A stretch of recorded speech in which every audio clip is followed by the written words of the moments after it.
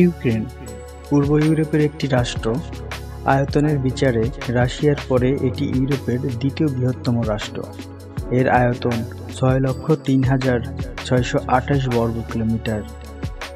দেশটিতে প্রায় 4,34,00,000 অধিবাসীর বাস, ফলে এটি ইউরোপ মহাদেশের অষ্টম সর্বোচ্চ জনবহুল দেশ।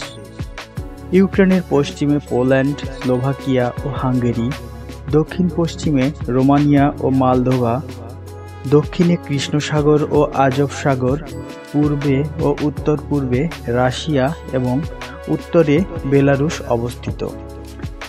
ইউক্রেনের দক্ষিণে ক্রিমিয়া উপদ্বীপে অবস্থিত স্বায়ত্তশাসিত ক্রিমিয়া প্রজাতন্ত্র ইউক্রেনের সীমান্তের মধ্যে পড়েছে। কিয়েভ ইউক্রেনের রাজধানী ও বৃহত্তম শহর। ইউক্রেনের ইতিহাস অত্যন্ত প্রাচীন।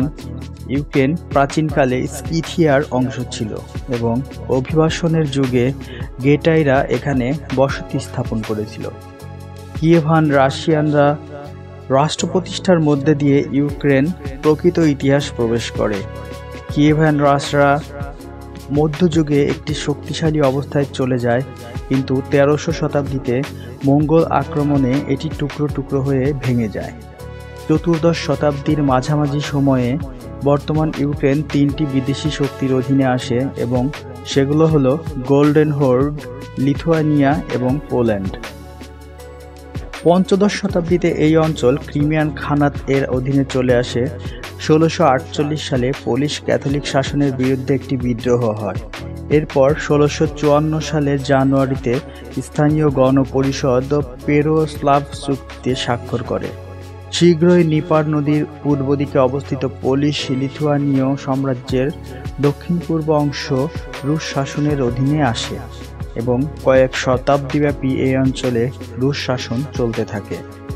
পোল্যান্ড বিভক্তিকরণ ও রাশিয়া কর্তৃক ক্রিমিয়ান খানাত অধিকারের ফলে ইউক্রেন রাশিয়া ও অস্ট্রিয়ার মধ্যে বিভক্ত হয়ে যায়। 1918 খ্রিস্টাব্দে ইউক্রেন একটি বলশেভিক সাম্যবাদী সরকার প্রতিষ্ঠিত হয়। 1922 খ্রিস্টাব্দে সোভিয়েত ইউনিয়নের 4টি প্রতিষ্ঠাতা সদস্যের অন্যতম প্রজাতন্ত্র হিসেবে ইউক্রেন আত্মপ্রকাশ করে। ইউক্রেন 1991 খ্রিস্টাব্দের 24শে আগস্ট সাবেক সোভিয়েত ইউনিয়ন হতে স্বাধীনতা ঘোষণা করে। ওই বছর ডিসেম্বর মাসের 1 তারিখ এক গণভোটে স্বাধীনতার প্রতি জনগণ সমর্থন দেয়। ইউক্রেনের এই ঘোষণা সোভিয়েত ইউনিয়নের পতনে একটি বড় ভূমিকা রাখে। 1992 খ্রিস্টাব্দের 28 জানুয়ারি ইউক্রেনের বর্তমান জাতীয় পতাকা গ্রহণ করা হয়। স্বাধীনতা লাভের পর ইউক্রেন দীর্ঘ 8 বছরব্যাপী অর্থনৈতিক সংকটে নিমজ্জিত হয়। এরপর থেকে ইউক্রেনের মোট দেশজ আয় অনেকটাই বৃদ্ধি পায়, কিন্তু 2008 সালে ইউক্রেন আবার অর্থনৈতিক সংকটে পড়ে এবং অর্থনীতি ক্ষতিগ্রস্ত হয়। ইউক্রেনের রাজধানী ও বড় শহরগুলো। ইউক্রেনের রাজধানী কিয়েভ। এই শহরটি প্রাচীন কিয়েভান রাশের কেন্দ্র ছিল। অন্যান্য গুরুত্বপূর্ণ শহর হল খারকিভ, ওডেসা, লভিভ, দানেৎস্ক। ইউক্রেনের সাংস্কৃতিক ইউরোপীয় এবং স্লাভিক ঐতিহ্যের এক অপূর্ব মিশেল। লোকসঙ্গীত, নৃত্য, পোশাক এবং রান্নাবান্নায় তাদের নিজস্ব ঘরানার পরিচয় পাওয়া যায়। মালাঙ্কা, ইস্টার এবং ক্রিসমাস ইউক্রেনের অত্যন্ত গুরুত্বের সঙ্গে পালিত হয়। 2014 সালে রাশিয়া ইউক্রেনের ক্রিমিয়া অঞ্চল দখল করে নেয়। এরপর দনবাস অঞ্চলে রুশপন্থীদের সঙ্গে ইউক্রেনীয় সেনাদের লড়াই শুরু হয়। 2022 সালের 24শে ফেব্রুয়ারি রাশিয়া পূর্ণমাত্রার সামরিক অভিযান শুরু করে ইউক্রেনে। এই যুদ্ধ বিশ্বব্যাপী মানবিক সংকট তৈরি করে এবং কোটি কোটি মানুষ উদ্বাস্তু হয়ে যায়। জাতিসংঘ, ইউরোপীয় ইউনিয়ন, যুক্তরাষ্ট্র সহ অনেক দেশ ইউক্রেনকে অর্থনৈতিক ও সামরিক সহায়তা দিয়েছে।